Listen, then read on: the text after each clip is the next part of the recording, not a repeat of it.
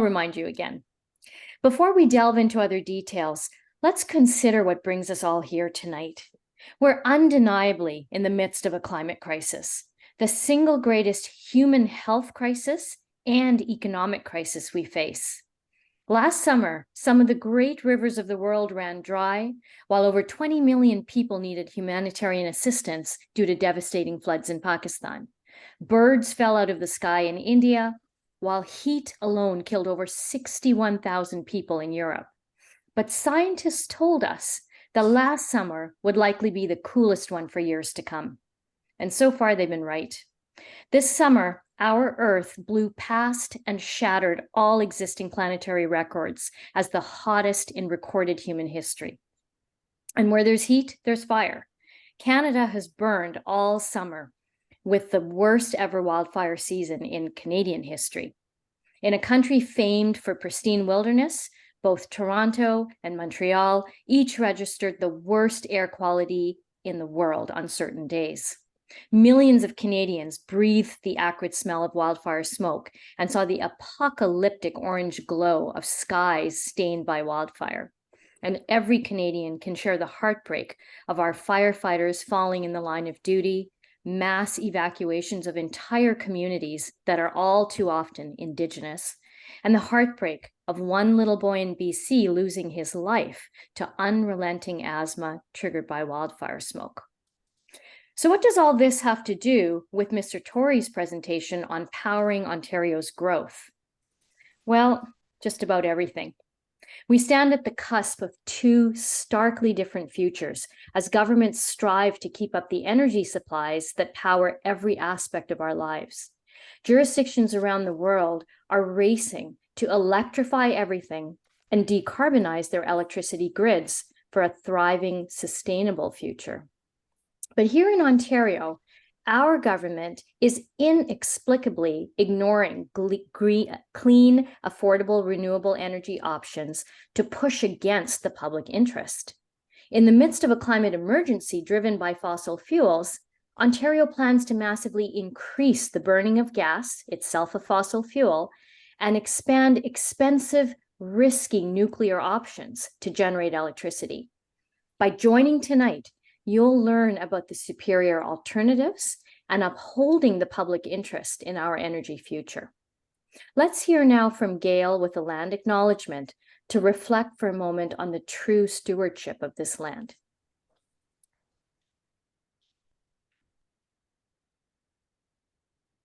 We acknowledge that we are settlers on the traditional territory of many nations, including the Mississaugas of the Credit, the Anishinaabe, the Chippewa, the Haudenosaunee, and the Wendat peoples. We give thanks today to the Haudenosaunee Confederacy for the 7th generation principle that requires the decisions that we make today result in a sustainable world 7 generations into the future. The Haudenosaunee respect the world in which they live as they are only borrowing it from future generations. Can we envision how the 7th generation principle might guide decisions in Ontario, where mining for minerals, logging, and paving over farmland is justified by the Ontario government in the name of progress, green energy, housing development, and economic growth?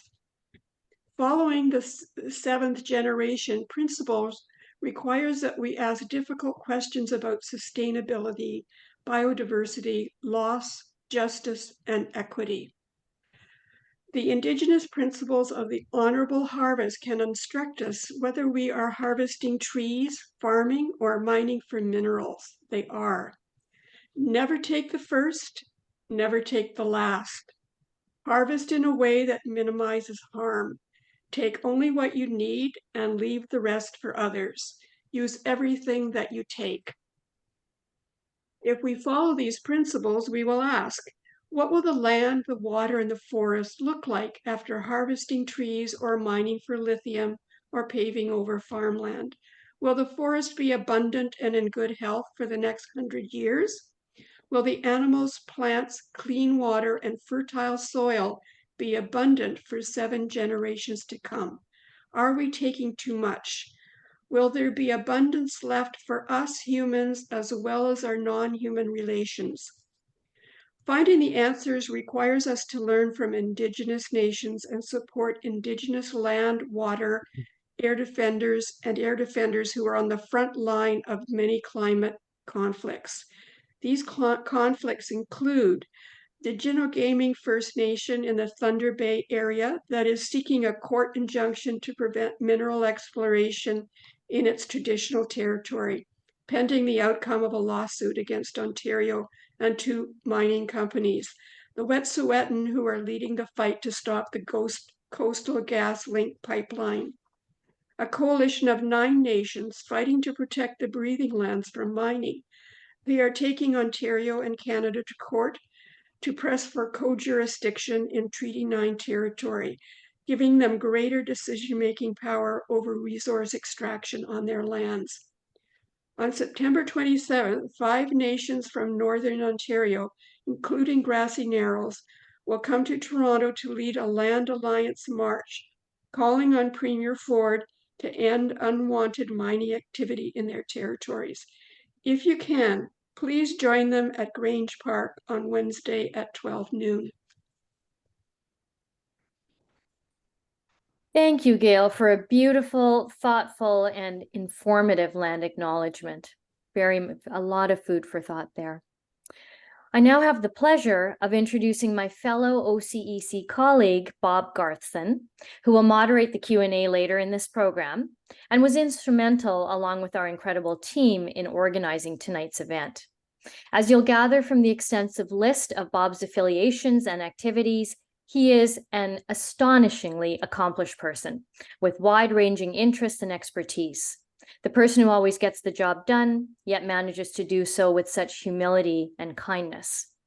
Bob is an agroecologist, organic and regenerative farmer. Currently a retired educator, he is a life member and former vice president of the Ontario Secondary Teachers Federation. He has been a longtime organizer at the local, provincial, national, and international levels, and in a variety of contexts since 1967. The OCEC, Council of Canadians, SCAN, the Northumberland Coalition, Fair Share Food Bank, Dryland Solutions, and National Farmers Union, as well as Qigong, are Bob's main organizational and recreational commitments at this time. Quite a full quiver there. And with that, I will turn it over to Bob. Thank you, Millie. We are all eventually monarch butterflies, according to Indigenous legend. I think of us present as members of the community of Mother Earth, committed to sharing this evening what can be done to achieve clean energy. What must be done with concentrated actions to achieve our desired outcomes. I believe that without promoting justice for all, success is at most uncertain. We in so-called Canada, in quotes, must do our part. And after the webinar, please share your thoughts, questions, and actions with me and others in your organization beyond this evening. Lynn will present some actions for you to consider. For me, I consider the climate crisis to be very personal, one that requires thorough research, strategizing, and continuous prolonged action without fear of reprisals. And I concur with Ralph's final words in an email he sent to me. I quote, "Canadians have a particular responsibility to listen and learn from First Nations and to renew our connections to the land that sustains us." One of my earliest political actions occurred in 1969-71 when I was researching and writing my master's thesis on Indigenous white relations in the 19th century. And I organized a coalition for social justice as a result of 2 discoveries. First, the federal government wanted to abolish the Indian Act and hand over authority and responsibility to the provinces. Protests resulted, and it did not happen. Second, it was revealed that the Indigenous people of the English Wabigoon area of Grassy Narrows in Northwest Ontario were suffering severely from mercury poisoning, resulting from the mining in the area and them eating the local fish. The government's proposal proposed solution, in quotes, only eat store-bought fish. That's what they said to them. After many years of testing, this is personal, I was informed that I had heavy metal and mercury poisoning from coal and dental work with mercury. Two credible and scientific sources, the Lancet and the JAMA Network, document the connection between fossil fuels and illness. And I quote, heat exposure causes widespread healthy harms, including adverse mental health outcomes such as mood and anxiety disorders, schizophrenia, and increased suicide risk, and worsening sleep. My son has schizophrenia. We do not have the luxury of despair. As my good friend Maud Barlow wrote in her book, Still Hopeful, resilience, determination, careful planning, and kindness can lead to positive results. The 7 generations yet to be born are counting on us. It's my great pleasure to be able to introduce my friend, Ralph Torrie, and we will tell you about the rest of the agenda in a minute. Ralph Torrie is Director of Research for Corporate Knights, a Toronto-based research and publishing company focused on the role of business in the sustainability transition. He has 45 years of experience in the energy and environment space and has been actively involved in the climate change issue since 1988. He grew up and lives in Cobourg and was a candidate for the Northumberland Quinte West Green Party in the federal elections of 2008 and 2011. Ralph, over to you.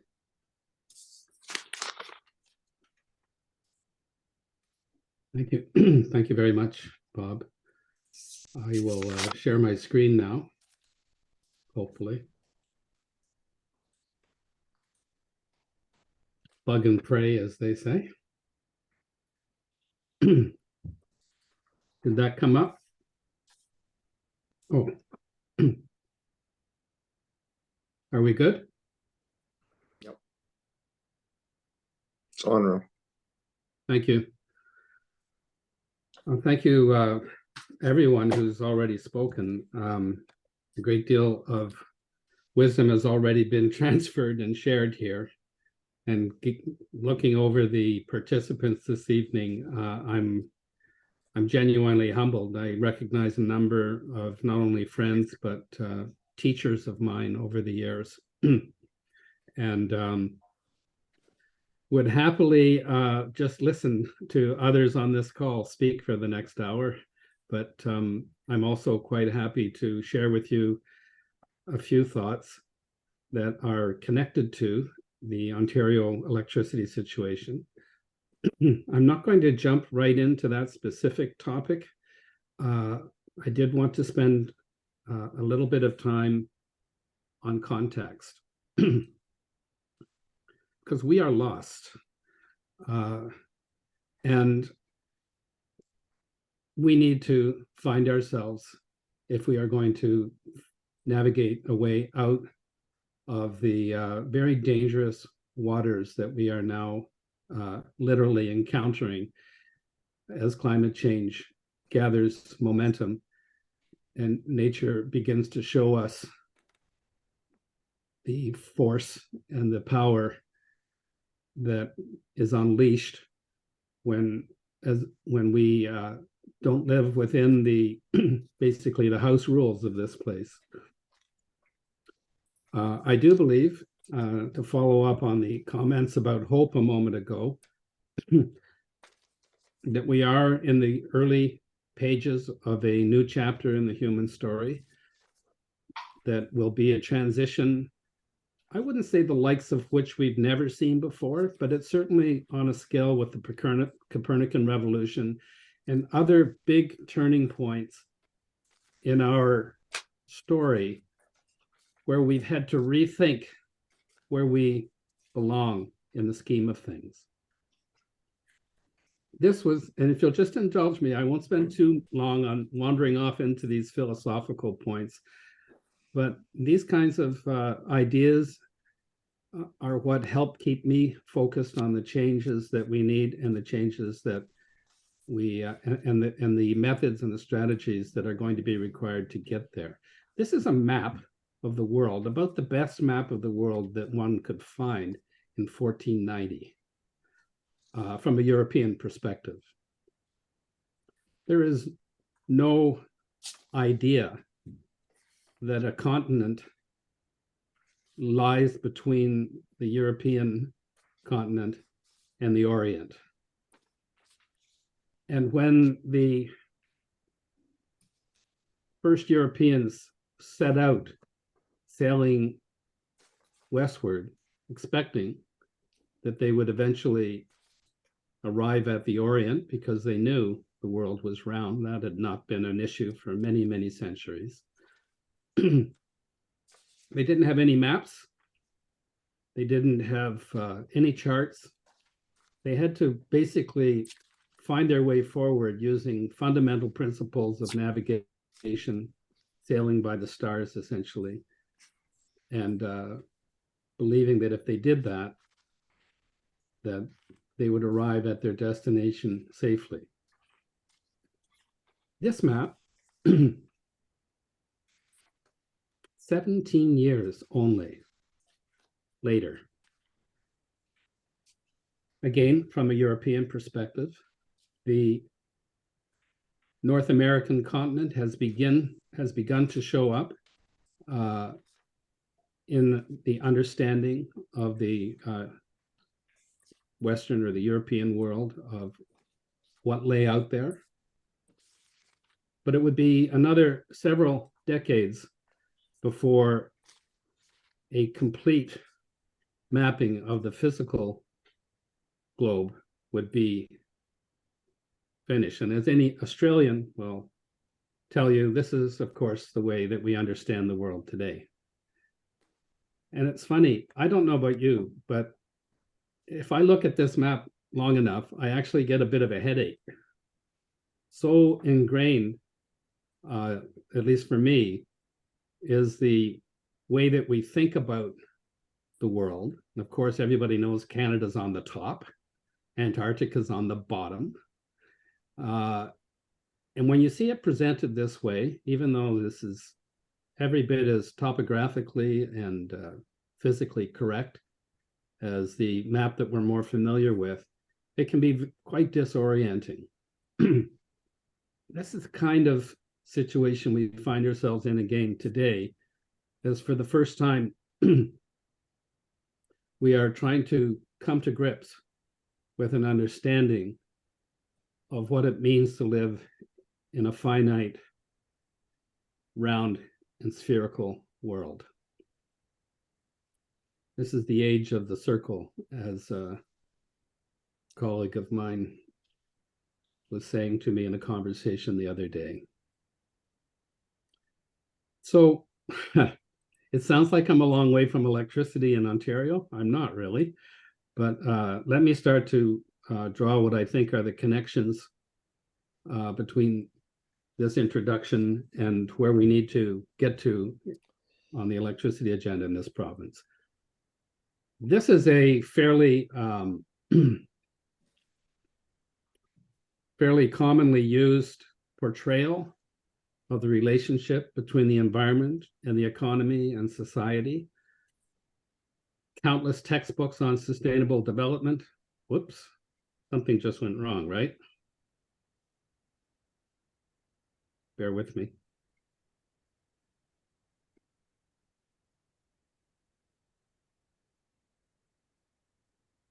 Just while that's coming up, I'll just continue. Countless textbooks will use this Venn diagram to try and explain the concept of sustainable development. They're all wrong. It implies a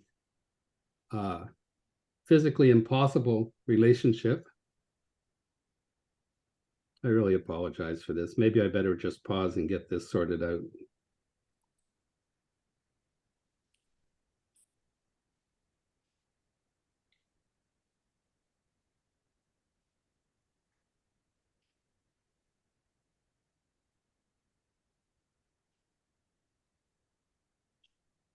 You're seeing the the cluttered contents of my hard drive.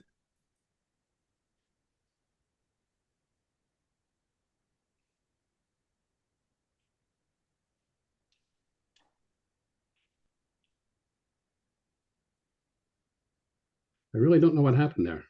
Sorry, hopefully it won't happen again.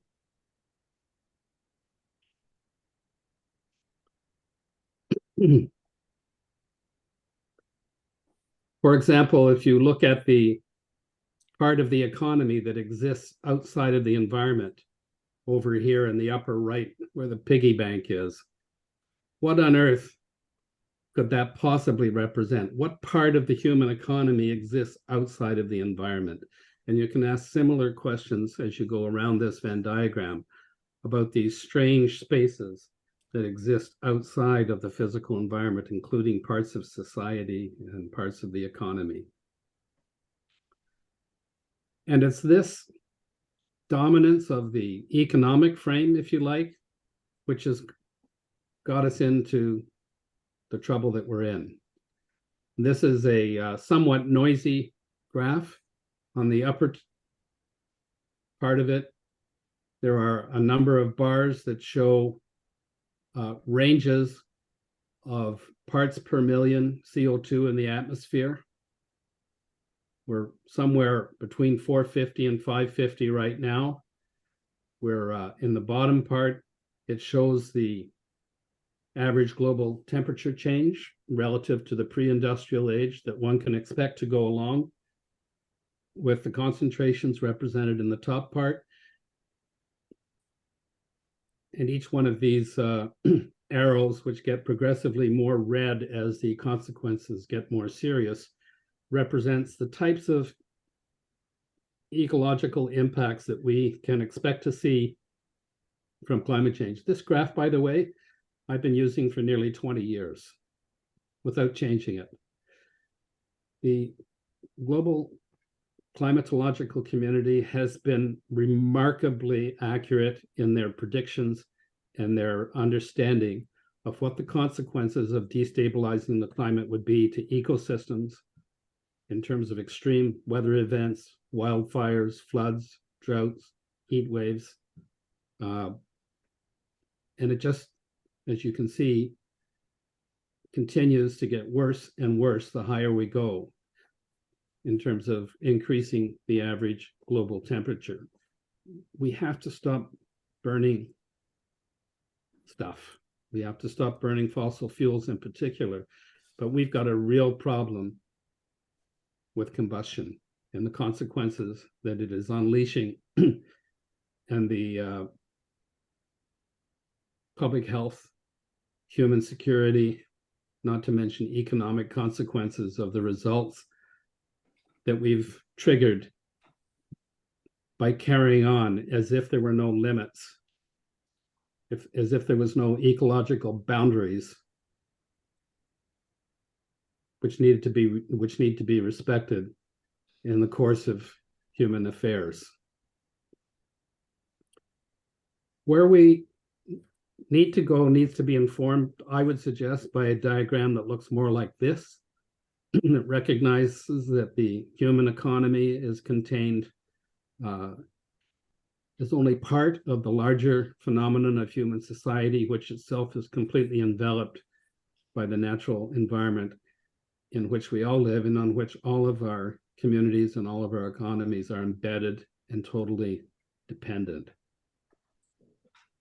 If you start behaving as we have been doing, as if you can grow this economy without regard to those limits, that's when you will start to see the consequences of an unbalanced natural world.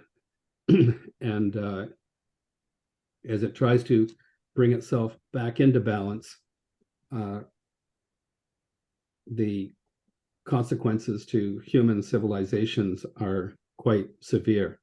We've just had a taste of it this summer here in North America. Other countries, particularly in South Asia, are already well familiar with the angry face of a destabilized global climate.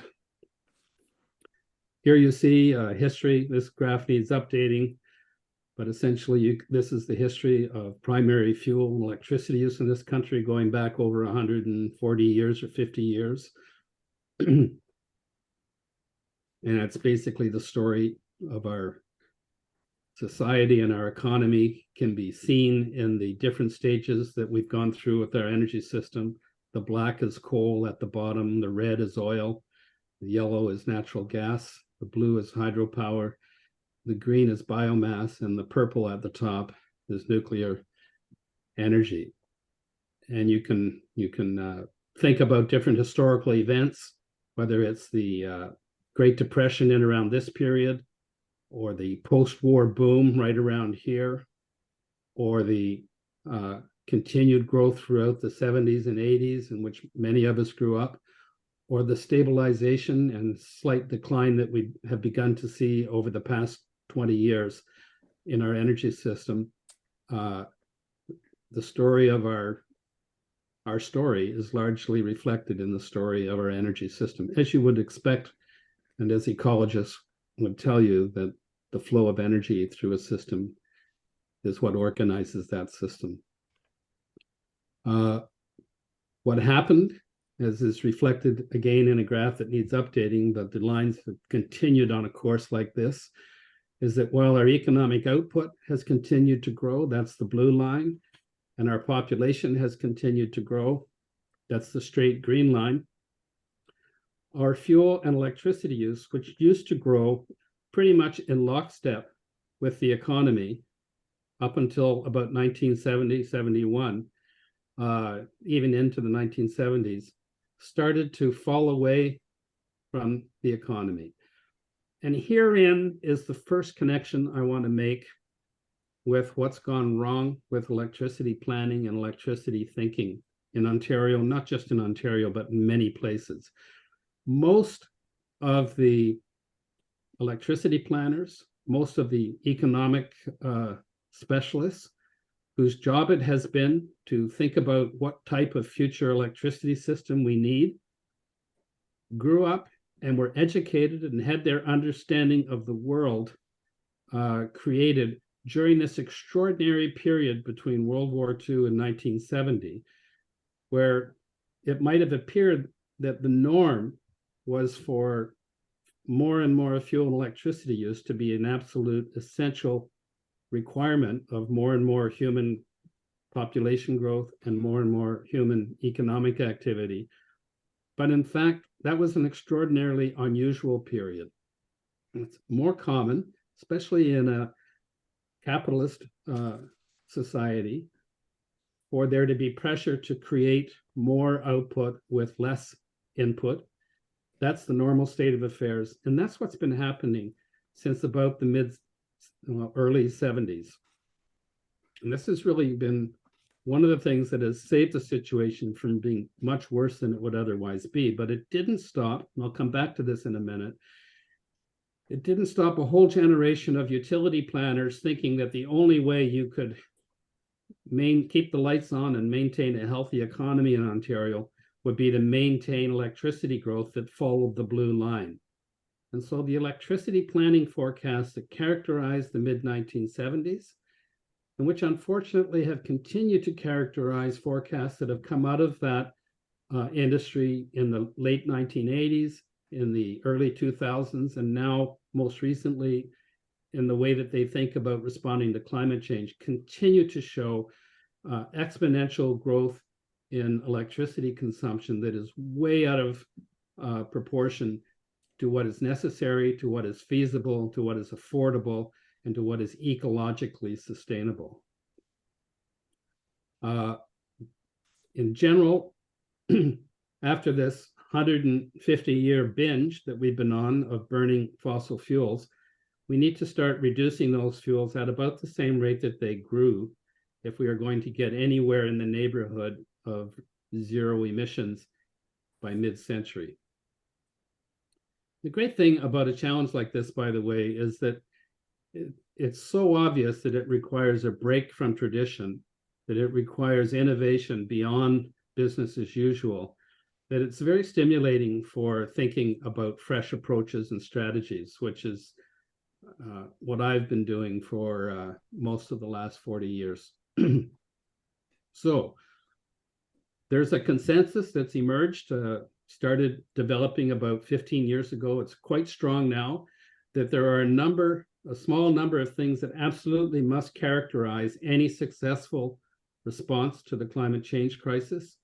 First of all, we must use energy more efficiently, and we must find ways to get the things that we need and that we want so that we require less fuel and electricity to do so. That's partly efficiency, but it's partly just being innovative and clever in the way we get the things we really care about, which is comfort and security and health and knowledge and happiness. That's about it, those 5 things. That's what drives the whole machine. Everybody agrees. There's differences of opinion about how the extent of electrification, but everybody that works in this field agrees that there will be a much greater role for electricity in a successful transition away from fossil fuels.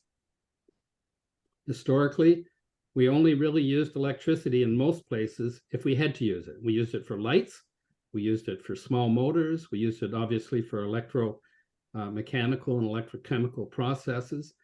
But by and large, unless you were in a place like Quebec or Norway, where you had, or British Columbia, where you had lots and lots of electricity to spare, its role was restricted primarily to those things which really required electricity. And it didn't provide much, hardly any transportation. And it had limited application in the provision of space heat and heat at higher temperatures. Again, with the exception of some places where there was so much cheap electricity that it has been used extensively for space heating. But in the response to climate change, electricity will move into the transportation market. It's already happening, as many of you know. I'm sure some of you have already made that transition in your personal transportation. And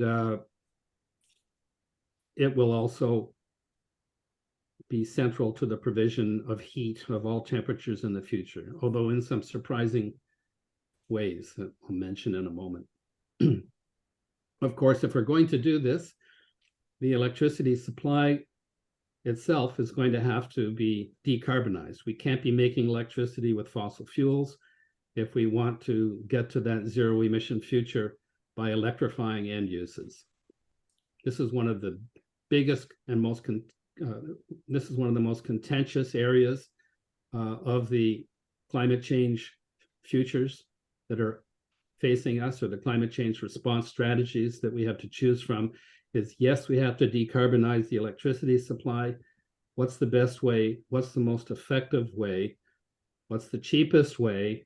And what's the way of doing that that's going to be most supportive for the development of healthy and prosperous communities? And that's where we have a big gap between the vision that's being put forward by for example, the independent electricity system operator, which is basically the instrument of government policy and planning for electricity in Ontario, and the alternative vision that we see reflected in the dozens and dozens of community-based climate change response strategies that are popping up all over the province and all over the world. And I will be coming back to that all-important role of local agency and municipal governments in responding to this problem. A fourth element of the response to climate change is that there will probably be, and there's also disagreement over this, but there will probably be a role, an ongoing role for the use of biomass-based energy, whether it's liquid fuel or wood, but it's got to be done in the context of sustainable relationships with the forests and with the agricultural lands, or it just doesn't work, and it won't be sustainable. And I would say that just even in the last 10 or 15 years, as the price of renewable electricity has come down and down, The price of storage has come down and down. The number of instances in the economy where people say there isn't an electrification strategy that's going to work there has gotten smaller and smaller. But biofuels most likely will have a role in this future, at least in the medium term, especially in some industrial applications and in long distance trucking and long distance shipping and long distance air. Short distance, it's interesting, short distance trucking, short distance shipping, and even short distance airplanes now have quite good prospects for electrification. I was watching the new electric ferry in Kingston when I was visiting there a couple of weeks ago. And of course, ferries and short haul boats are electrifying in Europe, and fishing fleets will be electrifying. But for the long haul transatlantic and trans-Pacific shipping, as well as for long haul air travel, even though we now have short distance electric airplanes, we will continue to be challenged in how we can do that with sustainable fuels. Finally, even if you do all these things, if you get the efficiency and the electrification of end uses and the decarbonation of the electricity supply and the right contribution from sustainable biofuels, we still are going to need to push innovation hard to find ways to reduce the energy intensity of the way that we provide the things that we need, human needs and amenities.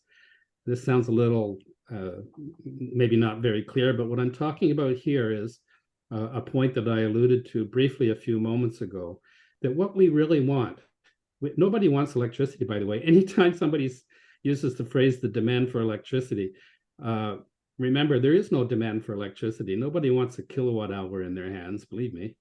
The demand is actually derived from an underlying set of demands for services, for heat and information transfer and light. And even those are derived from that very short list of fundamental human needs and amenities, which is health, security, information, comfort, and happiness, really. And when innovation, whether it's something like the internet or telepresence technology, develops ways where we can get those things without having to use as much fuel and electricity in the first place, that's a powerful and has already been a very, very large contributor to the reason why fuel and electricity consumption is slowing down. And we have to keep pushing that lever as well. So those are the pillars of the transition. There are some wicked complications.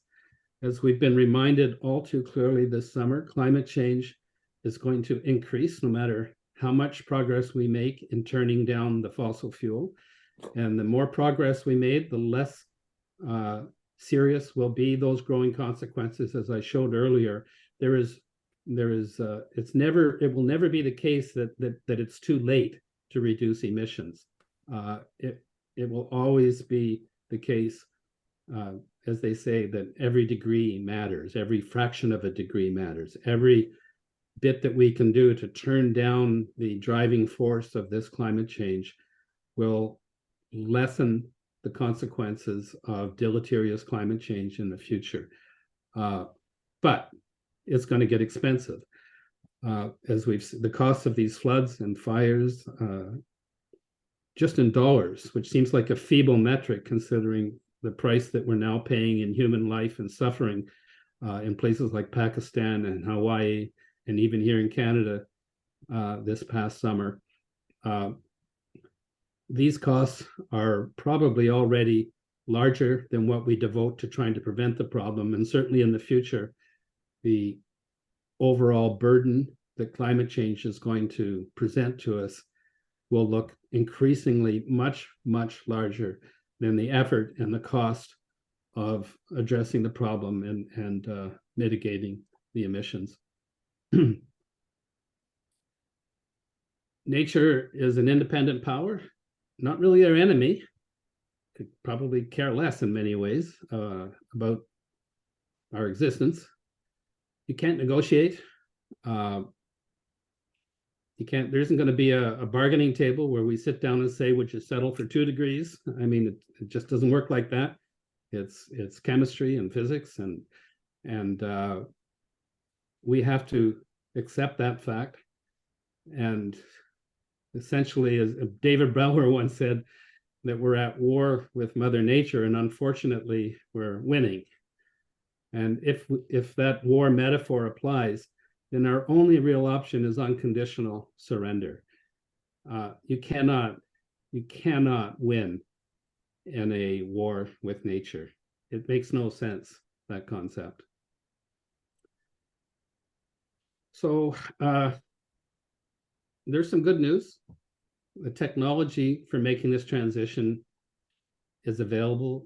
It's incredible just in the space of my own career. When we first started looking at what a low carbon future might look like in the early 1980s, I guess, was when I did some of my first scenario work. We knew you could make electricity with photovoltaic cells, but if we'd put a significant amount of it into our scenarios, we would have been laughed out of the room. Same was true for wind power. Electric vehicles were really not an option either. So there's been a tremendous amount. The heat pump was not even on our radar. So there's been a tremendous amount of technological progress, which is going to help us, or which has the potential to help us if we're smart enough to use it. Which does not include tearing down and canceling wind plants that are already built. I mean, how stupid is that? Secondly, and this is really important, especially in the context of this point about how critical the leadership of local agents like yourselves and local governments is going to be in this transition. The co-benefits are often of much greater value than the climate mitigation itself. When you reduce, I mean, those of you who have driven in electric cars, I think would probably agree, it's a better ride. Those of you who have had the fortune to work in green buildings know that they're healthier and more comfortable places, and the people that work in them are more productive. Those economies that are embracing rather than rejecting the new economic opportunities in clean energy and clean tech are finding that it's putting them at the forefront of competitiveness and economic success for the 21st century. The list goes on. The co-benefits are actually the key in many ways to increasing the pace at which this transition moves forward. It's also going to take a huge workforce, and that's not actually a bad thing.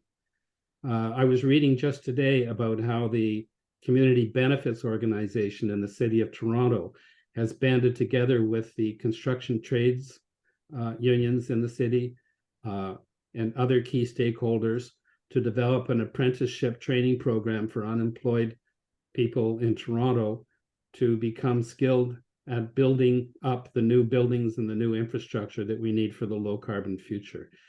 We can put everybody to work, and we probably are going to have to put everybody to work to get through this. And it's a wide spectrum of skilled, semi-skilled, and highly skilled labor that's required. And the jobs get created, unlike the old energy system where all the jobs are at the other end of the pipeline or the other end of the transmission line. The employment and the activity for making the transition to a more distributed energy future happens in every community where fuel and electricity are being used. In other words, everywhere. And so it's a very good news story, or should be a very good news story from the point of view of healthy distributed economic activity and employment. Also, perhaps by serendipity, the infrastructure renewal that we are now faced with as the infrastructure that was built up in the 1970s and 80s to service the baby boomer generation as it went through, it's all 50 years old now. And there's a huge requirement that cannot be indefinitely postponed, even though we have been postponing it, to renew that infrastructure. And this is an historic opportunity to build it, rebuild it, and repair it for a more resilient and for a low carbon future. I'll speed up here because I got to get to electricity. You're probably wondering if you're at the right webinar. There's other things going on. Some of them are going to help, some are not. The world is in a very, very state of turmoil, you might say, right now. Sometimes these things help. The war in Ukraine actually sped up the resolve of European nations to make themselves independent of fossil fuel use. So you never really know how some of these other geopolitical and other trends are going to affect the transition, but they are going to affect it. It's capital intensive, but so what? I don't understand why this is an issue. When did we ever shy away from things because they were capital intensive? It didn't stop us from building the railroad or the highway system or the oil sands or all of the other infrastructure that we've got. We found ways to spread out the capital investments required so that they could be paid back over long periods of time in a way that spread the costs out for everybody, and so the burden was not too much to bear, and so that access to the benefits of those investments could be equitably and widely shared in the society. I mean, we do that all the time. We just have to get on with it with regard to these big capital intensive transitions that are required to get off fossil fuels. We need innovation and financing in business strategies. And when it comes to Ontario's electricity sector, there's no better illustration of the problem that we have with institutions and ways of financing things that are completely no longer fit for purpose in terms of the challenges that we're facing. You know, these are basically institutional structures that were conceived of and developed over 100 years ago, and they're not working for us. Of course, education and climate literacy are important. Everything from webinars like this to education in the schools. Anything and everything that can be done. I'm thinking of the nature walks that Rick Beaver does in my area, for example.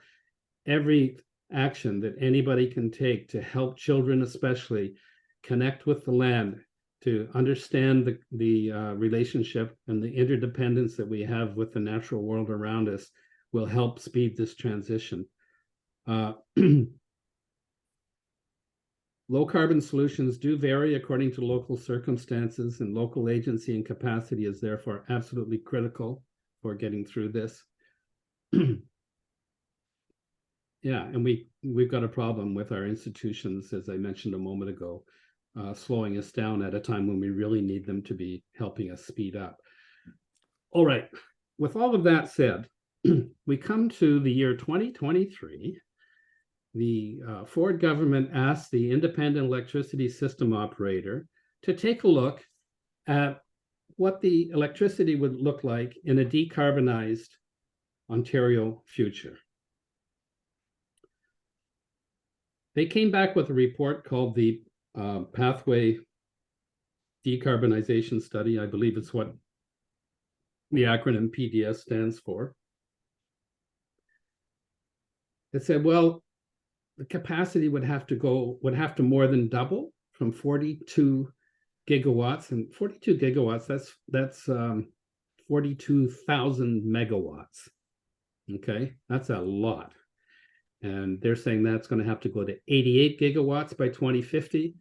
And when you add in the fact that there will be some retirements of existing capacity, that means we got to build 69,000 gigawatts of new electricity capacity.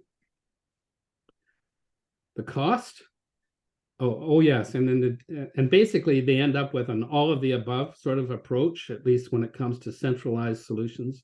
Lots of new nuclear, long duration storage, new hydro facilities, especially in Northern Ontario, a complete virtually doubling of the long distance transmission system to accommodate all of this power, which is now going to be flowing from these large centralized generating sites to the communities in Ontario. And the cost, $375 to $425 billion by 2050. Let me just tell you a little bit about, I've been here before, so I'm a little skeptical whenever I hear the electricity planners saying we have to double the system or we have to triple the system. When I got involved, and my first involvement with the Ontario electricity planning system was in 1976, the Ontario Hydro tabled a long-range plan. The Conservative government, the Bill Davis government, the treasurer was a man named Darcy McHugh, a hardware store owner from Chatham, Ontario, I believe, basically freaked out. Hydro was saying we need, by the early 2000s, 24 new nuclear reactors post-Arlington, 18 coal-fired generators, big ones, they're really big 600-700 megawatt coal generators. None of it was ever built. The government basically, as I said, freaked out, not so much at the environmental implications, although that's what got some of us worried, or just the plain unsustainability of the whole vision, which went on after the early 2000s to recommend yet another 24 nuclear plants and another 18 coal-fired plants. None of that was ever built. Not one of those plants was ever built. And the gap that they said would develop if they didn't build it is larger than the total demand for electricity today, almost 50 years later. So then in 1989, they came back and they said, okay, electricity is not going to grow quite as much as we thought it was 10 years ago, but it is going to grow probably at 2.5% per year, since that's what we think the economy is going to grow at. And if the economy grows, the electricity supply has to grow. They hadn't learned that that was not true. And they said, we're going to have a gap by 2005 of 9,700 megawatts. And it's going to be 21,000 megawatts by 2014. So they put a big plan on the table, more nukes, more coal, all of that. An environmental assessment commenced, but it was canceled when Hydro withdrew the plan in 1991. The gap never materialized. None of the plants were ever built. Then in 2005, 2007, at that time I was a vice president of ICF, and the Ontario Power Authority had just been set up, and they were projecting a gap by 2010, 163 terawatt hour demand by 2010, growing to 169 terawatt hours by 2015. Today, by the way, it's somewhere around 136, growing to 177 by 2020. So they expedited the approval of those gas plants. The gap never materialized. And as I said, the demand is hovering. It says here around 150 terawatt hours, but it's actually more like 140, depending on how you count all the rooftop solar and so on. So we've had a history in this province, what I call gapology, where a forecast gets put forward suggesting that we've got to right away start building like there's no tomorrow if we're going to keep the lights on. And then the demand doesn't materialize because the forecast was wrong. So we come now to this latest forecast from the IESO, again saying that the grid is going to have to double, maybe triple, in order to decarbonize and satisfy the electrification of cars and the electrification of heat with heat pumps and so on. And therefore, we better start building nukes right away because we're going to need all of that power. Meanwhile, since the climate, and this is where the electricity story and the climate change story really start to bump into each other, for about the past 20 or 25 years, there has been a growing body of local action on climate change, including by municipal governments, including by many, many municipalities in Ontario, but also all around the world, who have taken it upon themselves to ask the question, how can we make a transition in our community to a low carbon future?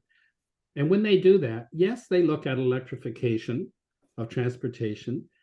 And yes, they look at heat pumps to provide heat in their buildings, but they do it in a broad context that's looking at the whole system and how efficient the buildings could be, and what role energy conservation could play, and how they can develop their community in a way that minimizes the need for automobile travel and maximizes the ease and convenience of transit, and so on and so forth. And when these communities, and as I said, there's a lot of these plans now, and I've been involved in quite a few of these because I got involved in the local climate action field in the early 1990s when ICLEI, the International Council for Local Environmental Initiatives, was first starting up. And there's a whole body of expertise and understanding that has gradually been building up in many, not all, but in many city halls and town halls across Ontario that has a different view of how we can get through this transition. And in a presentation that a colleague of mine and I made recently, we added up all of the electricity consumption in all of the local action plans that we could pull together in Ontario out to the year 2050. And yes, it adds up to growth in the electricity consumption. But it doesn't get even to 1.5 times the size of the current grid, never mind doubling or tripling. It looks a lot more like 1% per year than the 2 to 3% that we're seeing coming out of the IESO and the Canadian Energy Regulator as well. And the reason for this, let me just give you a couple of examples. I could go on and on about this because we're getting into the weeds of the technical area that I work on. But here's an interesting sort of illustration of the kinds of reasons why electrification doesn't necessarily bring with it an increase in electricity consumption on a very large scale. In the top of the slide, here we have a neighborhood represented by 4 houses. 3 of them are heated with gas, the blue ones, and 1 is heated with electricity. So this would be characteristic of a province that had 25% of its space heat provided with electricity, which is a bit high for Ontario. Ontario's around 17%, I think, but it's low for Nova Scotia or British Columbia or Manitoba. It's very low for Quebec, where 80% of space heat is coming from electricity. So but this is, for purposes of the thought experiment, 25%. Each house has got 1 car. And I've added up the energy use using typical consumption numbers for both the houses and the cars, and assuming typical efficiency levels for the gas furnace and so on. And if the grid that's providing the electricity, which adds up to about 200 units in our starting case, our before case, if you like, if that grid has an emission intensity of 100 grams per kilowatt hour, which is above where Ontario is at now. In fact, Ontario is quite low at the moment, but it's going up. Ontario's at about 25 or 30. Alberta's at about 600. That gives you a sense. So 100 is a relatively low grid intensity, but not as low as the hydro provinces and not as low as where Ontario is right now, although they seem determined to increase the carbon intensity of our grid with the decisions that they're making. The total emissions from this neighborhood of 4 houses, 45 tons of CO2 annually. And even if the grid was carbon-free, because of the emissions from those vehicles, you would still have 40 tons, because most of those 45 tons are coming from the tailpipes of those 4 cars. In the bottom of the chart, same 4 houses, the 3 gas houses have now been converted to heat pumps at 2.6 or 260% seasonal coefficient of performance. They've had some efficiency improvements, nothing that dramatic, actually. Heat requirements have been reduced to 60 gigajoules. It's a fairly deep retrofit, but it's still over twice what the passive house standard would be for retrofits. And there's been a modest 20% improvement in lights and appliance efficiency. That's a no-brainer. That'll just happen due to turnover. And they've all got electric cars now at 20 kilowatt hours per 100 kilometers instead of the gas guzzlers. And 2 of the homes have got solar panels that generate 4,000 kilowatt hours a year. So fairly small systems. I have one on my roof and I get about 3,000, and it's quite a small system. So the total grid electricity use is now 191 gigajoules. It's gone down. We've electrified 3 of these gas homes, and our total consumption of electricity is down. We have electrified the cars because of the much, much greater efficiency that electrification brings to these end uses. It's not necessary in this particular case, and there's many, as I said, many other examples of this, where the transition to electricity, if it's done cleverly, if it's done in concert with efficiency and conservation and so on, it does not necessarily have to blow the grid, as it were. So in the scenario that we now have, if the grid was still up at 100 grams per kilowatt hours, you would be left with 5 tons of emissions instead of 45. And if the grid was carbon-free, then that bottom scenario is a carbon-free neighborhood. And there are other examples of this, and I'm going to speed up now because I'm conscious of the time. But here's an example that illustrates some analysis that we did of an office building in Ontario, a medium-sized 30,000 square meter office building. On the left is the baseline gas consumption and the baseline electricity consumption. And the electricity consumption is broken down into the various end uses, lighting and plug load and fans and pumps and so on. On the right is the energy use after a retrofit and a conversion from gas to electricity. So all that's left is electricity use. There is no more gas use because you've converted to heat pump technology. Electricity use is up, but look by how much. It's quite modest. It's not a doubling. It's not a tripling.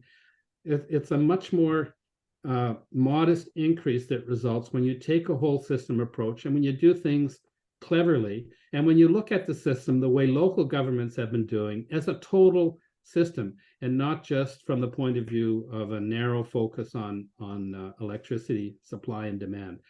This is an even more dramatic case from Quebec, where electricity consumption actually goes down after conversion. And by the way, electricity is not growing. It's interesting. I put this graph up on my LinkedIn page last week, thinking, oh, this is kind of interesting.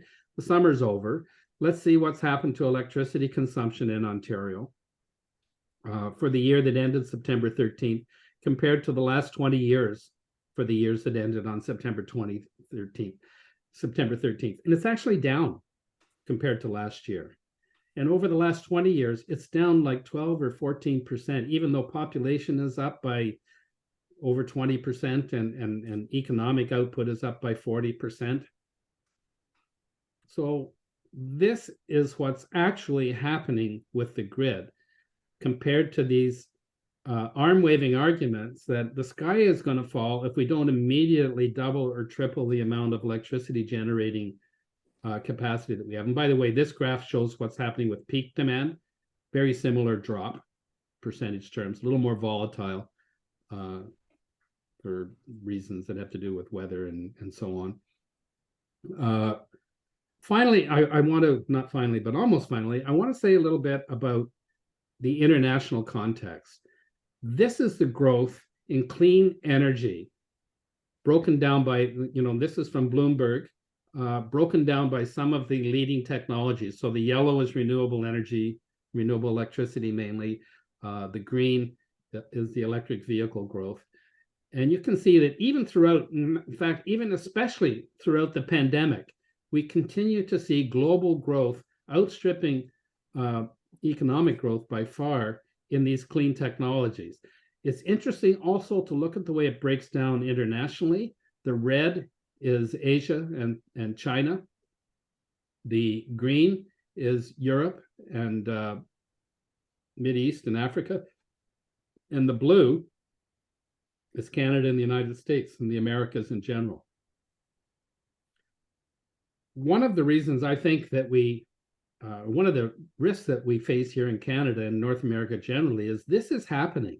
This transition is accelerating in Europe. It's accelerating in Asia. It's driving the economic transition that's going on. It's renewing communities. It's revitalizing industry in a way that's not yet happening here. And if we don't get on with it, we run the risk of becoming a real backwater in the 21st century, because we won't be making the things, the products, and the services that the world is going to be looking for in order to reestablish a more sustainable relationship with the ecological environment in which it's all embedded. The IEA is projecting that growth in these technologies will be 4 times faster than world economic growth throughout this 2020s. So, and we at Corporate Knights have been looking at the performance of companies that make these things. And I could do a whole talk on just on this graph, but the orange line at the top is an index, and we now have this in this is not a commercial by any means, but there is a McKinsey investment market fund, market ETF, which is based on this index that we've developed by identifying the leading companies in terms of sustainability without any regard to their financial performance. But when we're finished and we've identified these leading companies in terms of who's making the electric cars, who's making the smart buildings, who's developing the renewable electricity resources and so on, we find that these companies are outperforming the Morgan Stanley index, the Dow Jones index, and other standard global indices of market capitalization in the world. This is where the action is, in other words. So this transition that I talked about right at the top of my remarks this evening it's underway. And this is actually fairly hopeful. And there's a tremendous amount of momentum building behind it. And it's not to say that it's perfect and there aren't going to be problems. I mean, after all, these companies are every bit as much interested in shareholder returns as companies that are making oil and gas. And all the issues that come with that singular focus will continue to plague us. But they're making electric cars instead of fossil cars. They're making windmills and solar panels instead of nuclear plants and fossil fuel generators. And so we are not going to get out of this, I don't think, bind that we've got ourselves into without the organizational and technological capacity of these very large corporate organizations. Love them or hate them, they can accomplish things on a scale which would be difficult for other institutions to copy. Finally, just a word about local agency. We cannot get through this without the active engagement of local governments. Local governments actually largely determine the level of greenhouse gas emissions in the society. I mentioned co-benefits earlier. The pursuit of emission reduction and other GHG mitigation strategies brings multiple benefits to communities. That's what's driving all of the money that's being spent on these analyses and strategies and all of the investments that are flowing and all of the programs that are coming out of organizations like the Federation of Canadian Municipalities to reduce greenhouse gas emissions. These investments make better communities, economically, public health, interconnectivity, enhanced livability. All of these indicators tick up when you tackle the greenhouse gas mitigation challenge. There's a lot of variation from one community to the next. I won't dwell on this point, but it does mean that we need to have literacy, if you like, climate literacy at every level, right down to the household level and all the way up to town hall and city hall. I mentioned a moment ago, local governments influence emissions and the scope for reductions in so many ways. This is just a list of some of them, and the list goes on. The problem, when you talk to mayors, including some local mayors in this area, they will say, oh, we don't get, our citizens are not bugging us about climate change. Now, this is not true everywhere, but it's true in my town, and it's true in other towns, the problem is not that the public doesn't care about climate change, although local officials will sometimes interpret it that way. The problem is that climate change is still not sufficiently understood as a local issue and as a problem that can be and must be addressed with local agency.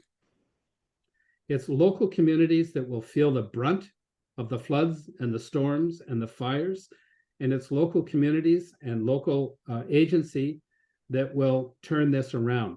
Just as our electricity system in this province started out over 100 years ago as the result of the initiatives and the leadership that came from the grassroots in this province. The establishment of public power in Ontario was largely brought about by champions of municipal and local government issues. It was about streetcars and it was about streetlights initially. And the principle that the power of Niagara should be available to all of the citizens of Ontario on an equitable basis, and not just to the business interests who at the time were trying to establish a much narrower private control over that resource.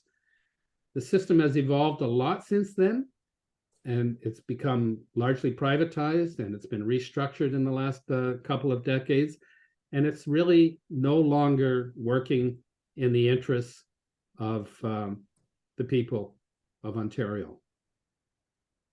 And if you look at the IESO decarbonization scenario and compare it to the type of future we would get by implementing those local government climate action plans, it's night and day. In so many ways, the bottom-up community-based strategies for dealing with this problem, with distributed solar and wind, with microgrids, with built-out electric vehicle charging, with virtual power plant technology, all of those things yield a low-carbon future, which is cheaper, which is more community-friendly, and which is much more aligned with the historical principle which has guided historically electricity development in this province, that it should be there to serve the communities and the municipalities and the people of Ontario. We've got to take that back.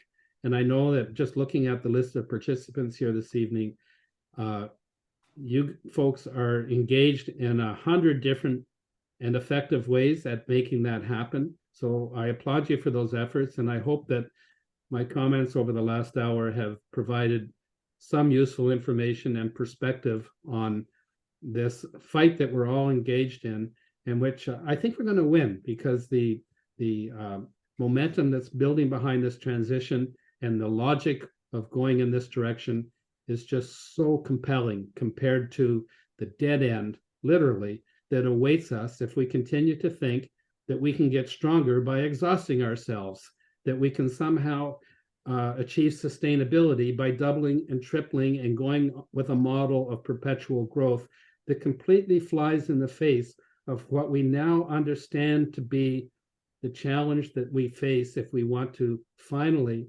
learn how to live in peace, not only with each other, but with our neighbors. And that brings it all back to my opening comments. So perhaps I'll just close the circle and leave it at that. And thank you so much for inviting me this evening. I appreciate your indulgence and look forward to the conversation.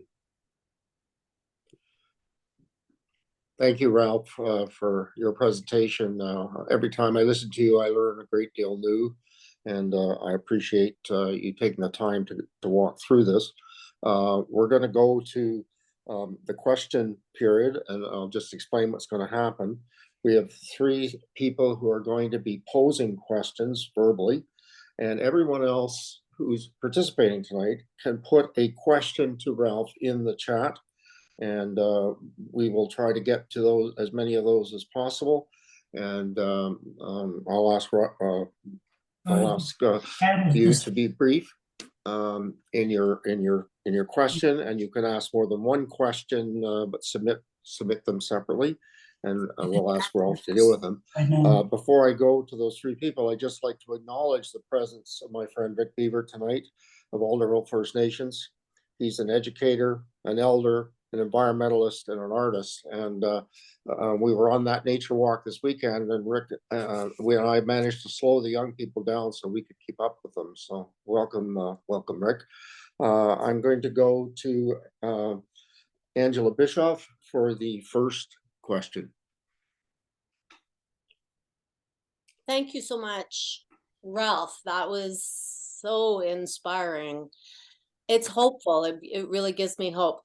I've like you've given such a clear indication that the world really is moving to a renewable future. Ontario, is really resisting that direction, going so far as to even rip out and cancel existing contracts with renewable energy producers. And now they're about to spend, certainly over $100 billion on new nuclear reactors, extending and locking us in, for decades into these really high cost projects. Same thing with gas.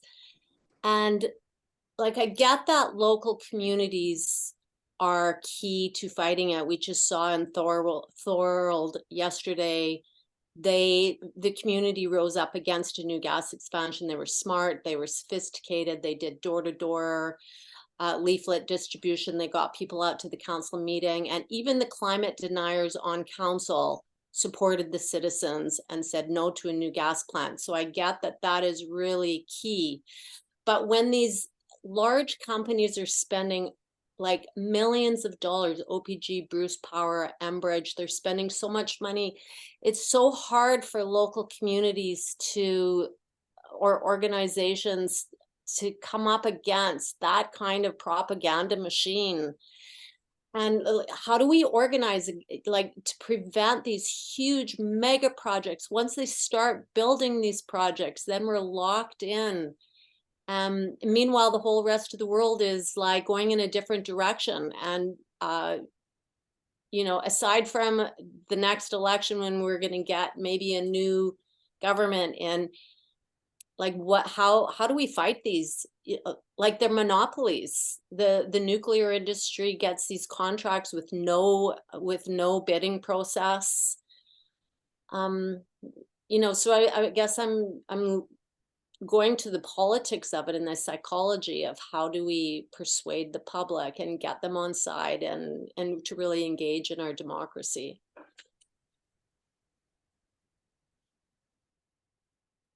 Ralph, you're muted. Yeah, there are probably about 100 people who have more political strategy savvy than I do on the call this evening, but for me, one of the interesting things about that Thorold decision was that it came out of rural, southwestern Ontario, which is conservative heartland.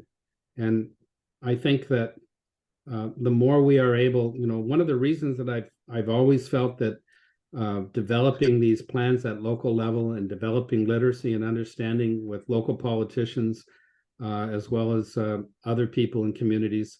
I spoke to my local Rotary Club not too long ago just for that reason. The more that opinion leaders and thought leaders in Main Street, small town Ontario start to realize that this is not the way we need to go, I think the better chance we may have of seeing that have some kind of an impact on this particular government, or on any government for that matter, is developing that grassroots understanding that there is a more sustainable option available. The nuclear investments are particularly distressing because they're so expensive. They won't help us in the 2020s. You can't possibly design and build them quick enough. They're not just new reactors. They're boiling water reactors. They're American designed. They're not natural uranium, which is what Canada has always sort of prided itself on avoiding, is the enriched uranium option. These are going to be enriched uranium reactors with boiling, not pressurized water, which introduces a whole new set of safety issues, On-power refueling, another great Canadian innovation, not going to have that. They're not small, by the way. They're like, they call them small modular reactors. It drives me crazy. I can't bring myself to use the term. I've started calling them poodles because it's just as accurate. These are big, big machines. They're very expensive. They've never been licensed anywhere in Canada or anywhere else. This is the first one. And one can't help but feel that Ontario is being used as a proving ground, if you like, by General Electric for seeing whether they can build one of these things in a jurisdiction where the regulatory oversight doesn't seem to be as much of a barrier, and where the citizen outcry might not be as strong as it would be if they tried to do this in their home country of the United States. So I'm feeling like we're really getting taken for a ride on these big new boiling water enriched uranium reactors at the Darlington site. Never mind the prospect of 4 new giant reactors at Bruce that they're talking about, which again will very, very unlikely those will be Canadian nuclear technology either. So we're going down a road that involves a lot of unprecedents. You know, we've never licensed these. We have no familiarity with this technology, no experience with it. They're not the most popular. Boiling water reactors are not the most popular. The other thing that bothers me, and I'll just say this because we don't want to go on. We're going to have a whole other session about the nuclear option that Angela's organizing in October, later in October. But when you read the design document for these new reactors at Darlington, it starts right off by saying the key thing that's going to drive the design of these reactors is keeping the costs down. Because the only way that nuclear, which right now is about 4 or 5 times more expensive than solar and wind per kilowatt of capacity, the only way that it's going to be competitive is if they can, or even pretend to be close to being competitive, is to reduce the cost by at least a factor of 3. So all of their design efforts are focused on that objective. And I know from my own experience years ago, both in the nuclear industry and as a critic of the nuclear industry, that the worst combination possible is a cost-cutting pressure when you're designing a nuclear reactor. I mean, it's not a good combination, because decisions start to be made not on the basis of safety. They're basically will be made on the basis of what's the cheapest way that we can satisfy the regulations that we have to conform to. And yeah, it's not likely to end very well. I believe the chat is disabled for participants. Yeah, I haven't been able to see it or participate in it. What? No, it's okay functioning. now. Yeah, It's okay Yeah. now. Okay. Okay, there we go. So thank you, Ralph. I'm going to go to my colleague, Ann Pohl, who has been one of the leaders of the environmental movement and the fight against nuclear growth in Eastern Ontario. Ann? Ralph, I really enjoyed your summary there. I've learned and said all the same things that you just said in a couple of minutes, but you said it so well. So, I live 60 kilometers from where CNL is located in Chalk River and AECL. And of course, one of our major concerns here is the nuclear waste issue. But we also join in with other chapters of the Council of Canadians across the country and being concerned about the SMRs and all of the issues that you just raised. I'm tempted, because we're in the middle of building a Climate Matters campaign. I'm tempted to ask you for references, or anybody for references, for what local municipalities can do, because CNL has basically got so much of this county of the Ottawa Valley by the throat, and it's almost impossible to talk about climate issues without getting just buried in the greenwashing of how more nuclear is the real solution to the climate issue. And it's very hard to speak against it because it's the best employer, the best private employer in the area. So we're really in a bind on how we tackle that issue, and we keep going at it though, and have started working with First Nations. So, but dealing with it, one of the things that that really has surfaced for me is that what's needed is systemic change. Dealing with the actual projects like the near surface disposal facility or the underground deposit areas or whatever. The real issue is how the CNSC functions, the Canadian Nuclear Safety Commission functions. And so I've been working with people like Bob and other people around throughout the council to get the national office on board for building a campaign to demand better accountability and responsibility, and a barrier wall from industry for the Canadian Nuclear Safety Commission. And I'm just interested in any of the thoughts that you might have about that topic. I don't know. I'm tempted to defer to Angela, or maybe there's others on the call that have been more actively engaged with the nuclear industry in recent years.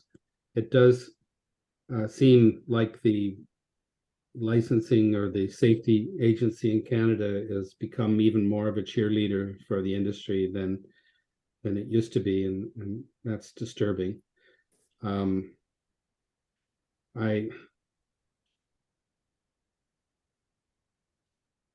In terms of the first part of your question, I guess I would just reiterate the importance of developing local initiatives to mitigate emissions, because whether it's a local building retrofit or local program or local social housing that's zero emission, or a push to get electric vehicle charging infrastructure in place where it's needed, or a focus on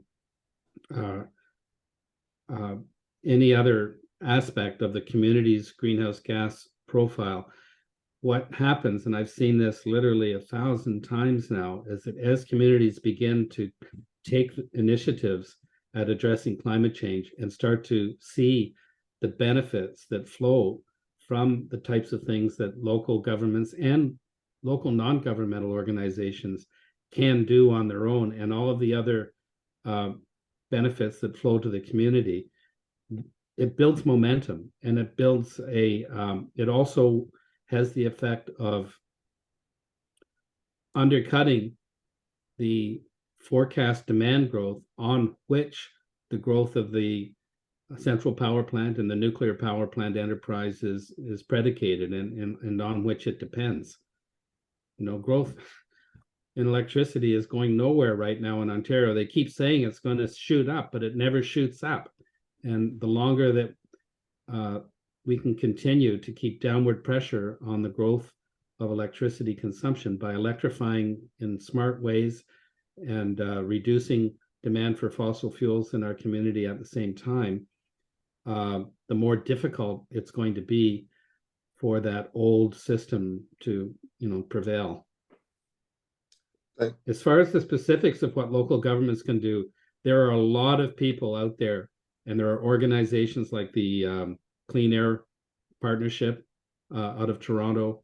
There are networks of local government officials as well as local NGOs that have been working on this problem in some cases for 30 or 40 years. So there's a rich body of both peer support and established case studies and examples of what works that you can tap into. And I'd be happy to send you some initial contacts that would open the door to that world if you're not already there. Thanks, Ralph. I'm going to go to Martin Bush, my colleague on the organizing team. Martin? Yeah, thanks, Mark. Ralph, it's really good Now, my question concerns the recent the clean electricity regulations, which sounds really good. They imposed the limit, or proposing a limit, what they're calling prohibition, of 30 grams per kilowatt hour, which, as you mentioned, the Europeans are cutting back to about 100. So it all sounds good, but there's just so many exemptions and concessions and all sorts of fudge factors that just allow, particularly, gas-fired power generation to keep going. These limits only come in 2035. And then there's this idea of the end of proposed life, which gives you a 20-year lifetime for, let's say, a gas-powered generating station, developed in the last few years. So essentially, even though it sounds great, clean electricity, the legislation is just full of loopholes, and it just, that was just. So the question is, does corporate knights have a position on this? Because the government is asking for feedback and for us to get back to them with the way we see the legislation and what we propose. So that's the question.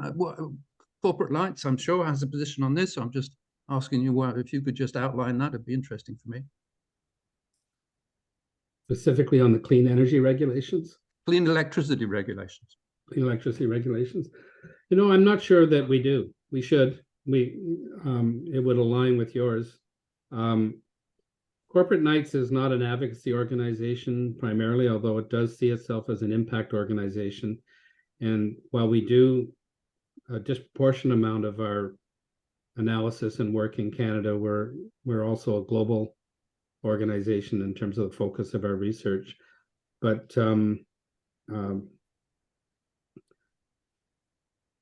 I think that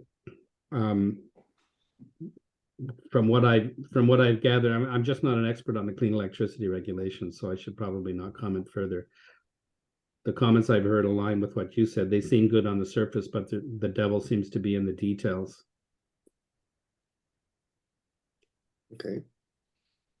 Thank you, Rob. Martin, did you have a follow-up on that, or did you want to make a statement that might assist us to finish this section? Well, only that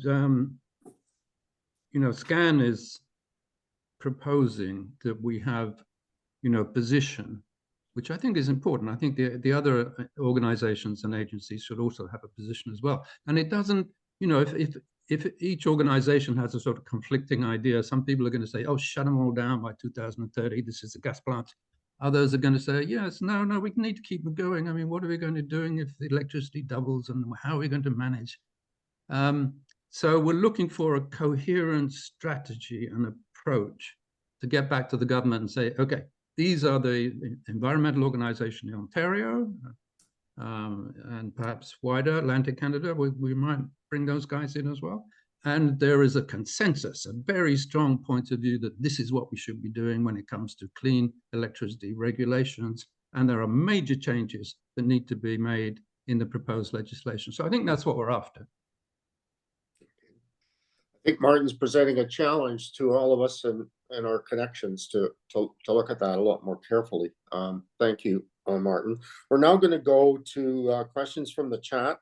My colleague Lorna, who chair of the tech team, will present those questions, and Ralph, feel free to answer any of those questions or refer them if you think someone else should be dealing with them.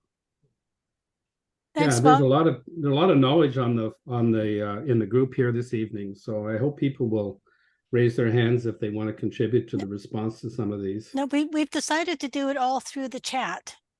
So Yeah, I okay. made a list of the questions, and I will ask them, and you may respond. So Ron Corkum has asked, what are the barriers to energy storage backup for wind and solar?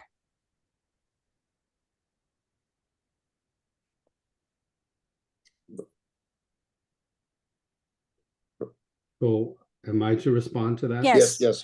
that's the idea. question. Oh, I see. Okay. The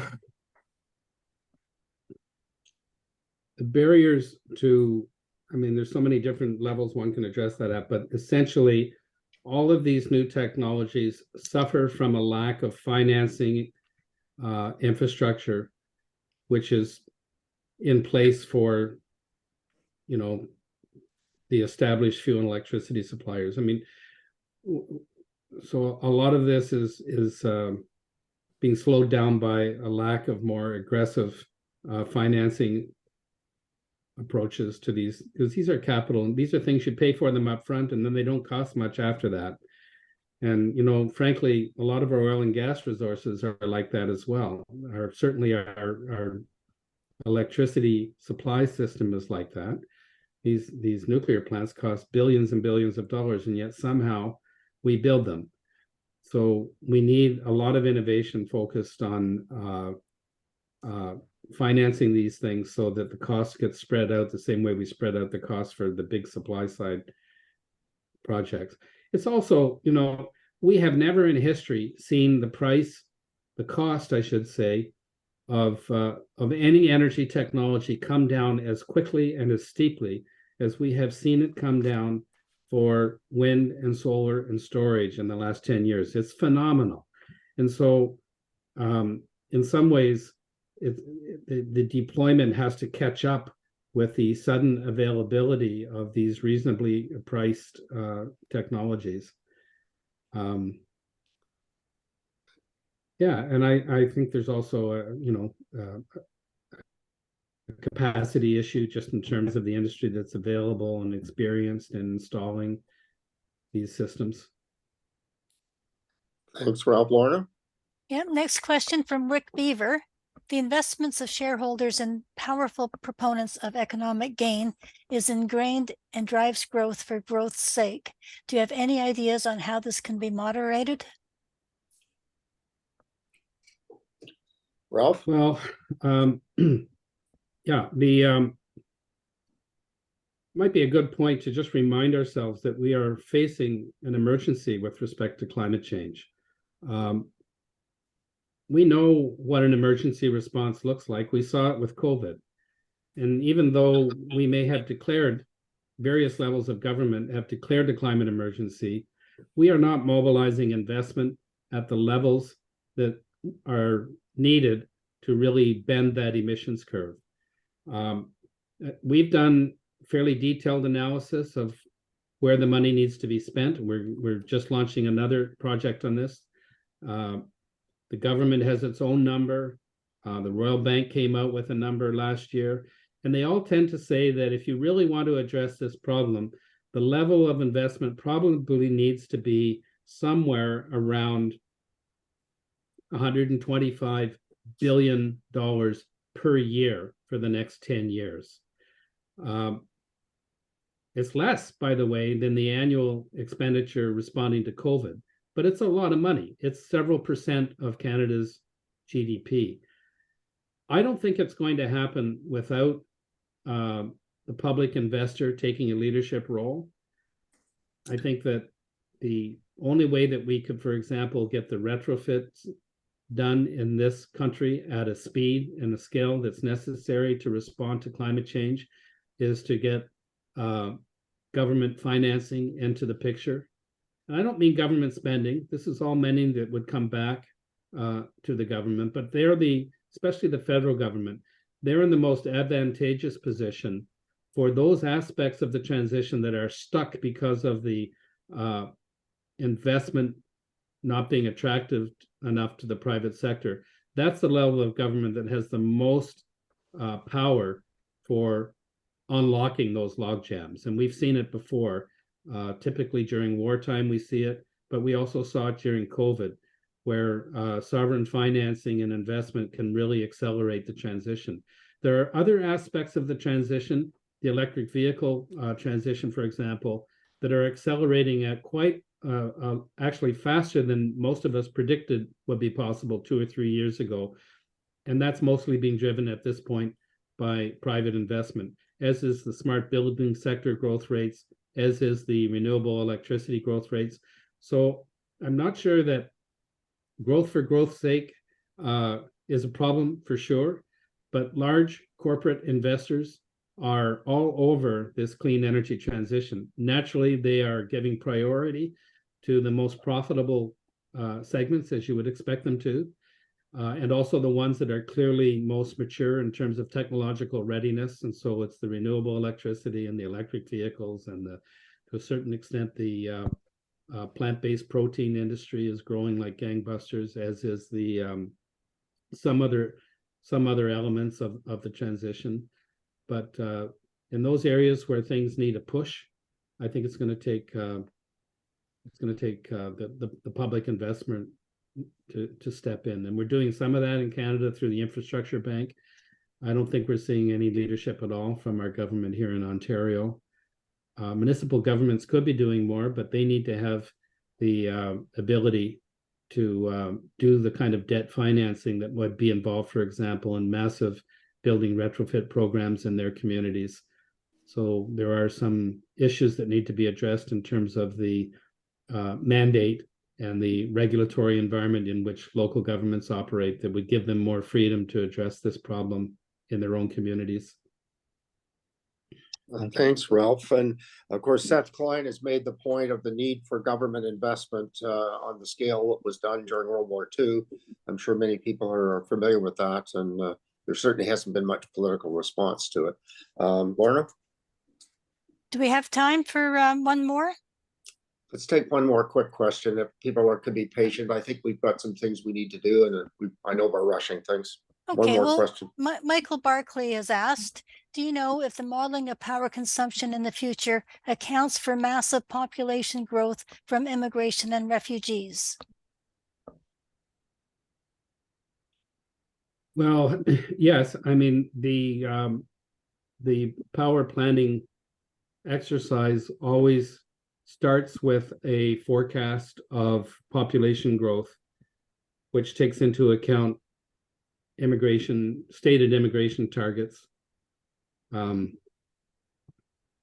It's a really good question because immigrants come into the economy as fully fledged consumers, unlike babies, which don't have the same impact on resource consumption initially in the first few years of their life. When a family of adults or a family with adults and children moves into the country, it has an immediate undamped impact on the demand for fuel and electricity and other resources, but it is taken into account in energy planning. Thank you very much, Ralph, for your presentation and for your responses to questions. We will be keeping the record of all questions and the chat, and we will do our best to try to find the right way to address those questions and to engage in future activity. We're going to move, as you and I talked about, the need for action. I'm going to ask Lynn Adamson, a member of the organizing committee, one of the OCEC co-chairs and a SCAN member, to lead that section. Lynn? Thank you. And so now we come to action.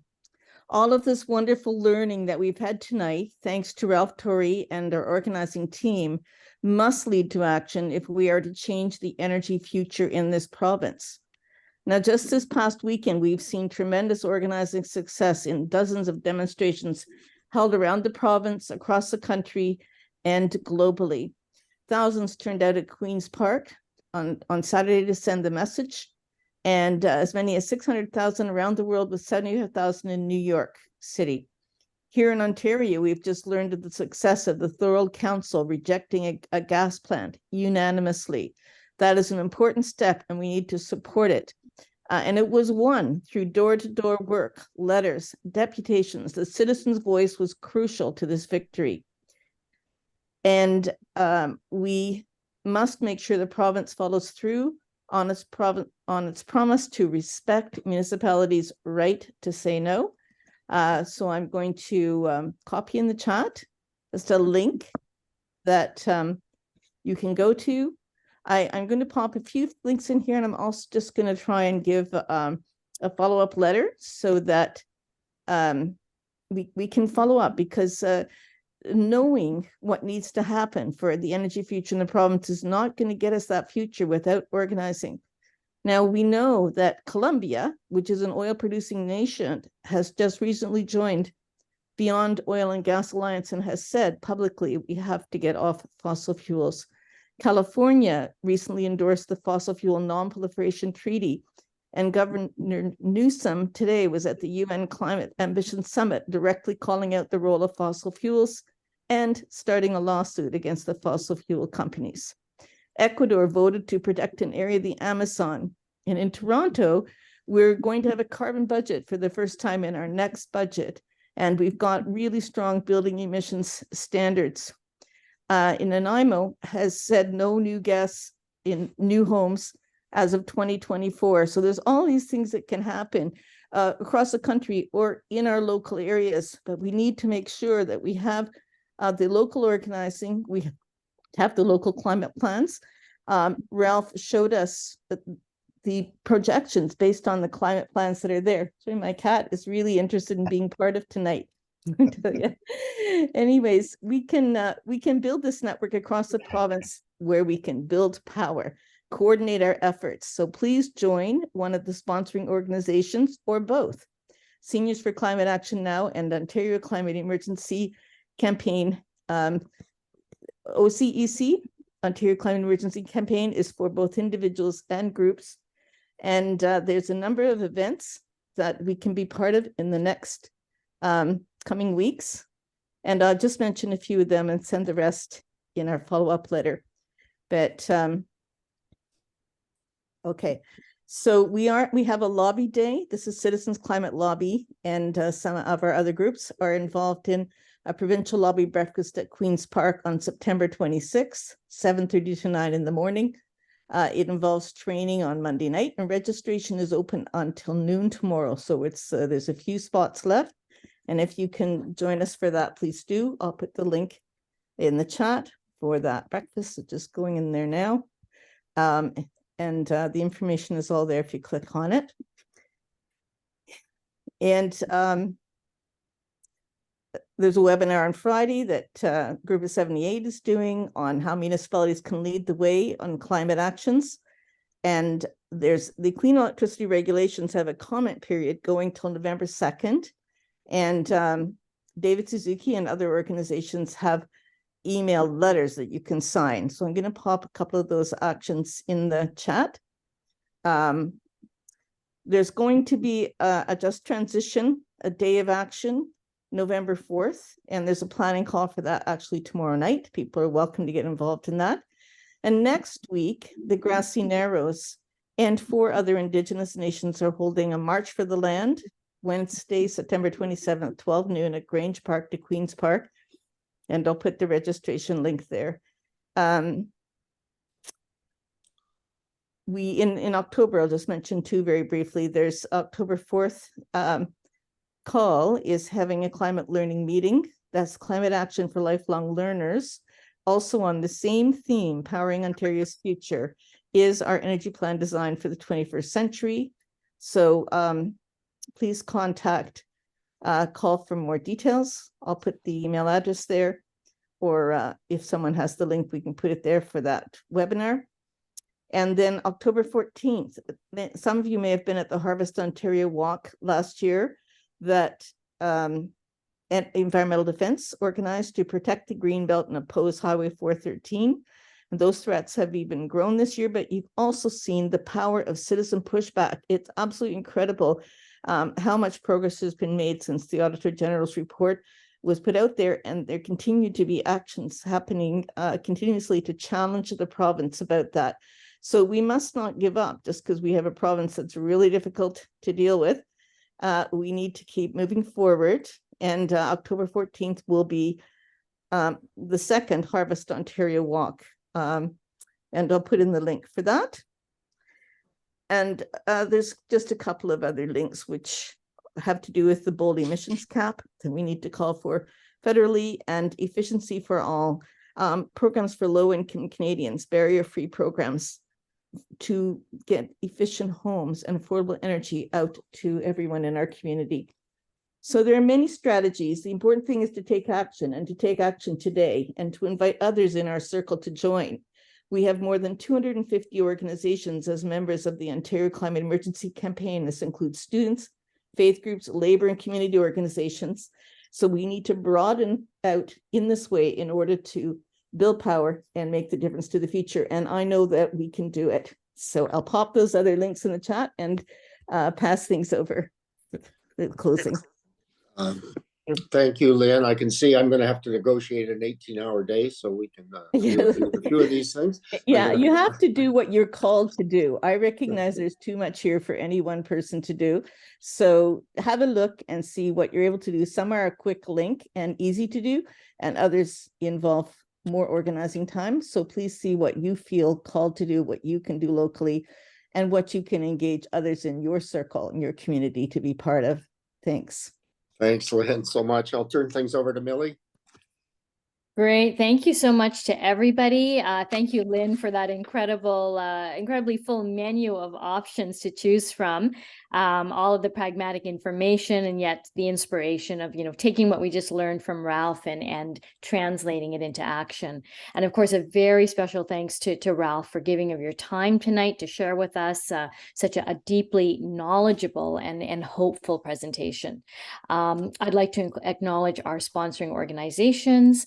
SCAN is a fast-growing climate action group based right here in Ontario. SCAN mobilizes seniors to push for decisive action on the climate emergency and to build a just and equitable economy. And OCEC, as you heard a little bit from Lynn there, is a unique environmental democracy movement comprised of over 285 multi-sector groups that collectively represent over 850,000 Ontarians currently. And OCEC seeks to support, amplify, and coordinate its signatory groups to empower climate action through cooperation and our democratic voice. Thanks also to the entire organizing team, including Bob Garthson, Gail Greer, Martin Bush, Lynn Adamson, David Robertson, and Lorna McHugh for all your excellent and hard work in putting together this incredible program tonight. I'd also like to acknowledge the beautiful song that was contributed by Mary Lynn Hammond, which unfortunately we weren't able to share at the beginning. Maybe Lorna can put it on at the end, I'm not sure. And to recognize Dennis Layton for editing and producing the video that will follow this event, and all registrants will receive a link. And finally, a huge thanks to each and every person in the audience today. We've learned so much, heard some incredible ideas, and engaged in some great discussion. We hope this will inspire each of you to continue pushing for climate action and to join with others in your community to influence and work in solidarity to ensure a just and healthy future for all. We live in a system where the global fossil industry receives $11 million every minute in subsidies. And Canada's big banks are using our money to fund fossil corporations, which then influence our elected governments to continue the flow of fossil fuels, limiting real climate action. So where is our opportunity? And Ralph was so good at pointing this out throughout his talk. The forces to maintain the fossil fuel status quo are incredibly powerful. They're deeply entrenched, but they're also becoming increasingly artificial and contrary to reality. With the price of renewable energy recently becoming cheaper than any fossil fuel prices are skyrocketing and volatile, while the price of renewable energy will continue to fall with increased uptake at scale. And this, of course, stabilizes the cost of living.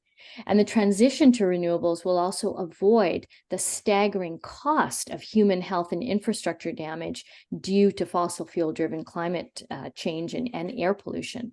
And this, of course, yields massive extra savings, which can then flow into our public services and the supports we all need to thrive. So only 25 fossil companies are responsible for producing over half of all greenhouse gas emissions since 1988, the year we first coined the term climate change. The players who benefit from fossils are undeniably powerful, but they are also very few. While there are billions of us who will benefit from getting off fossil fuels and on to renewable energies. So there is a huge potential power that we have not yet been fully exercising if we stand together. So this is our opportunity to urgently build momentum and take action for the sustainable green energy future we all deserve.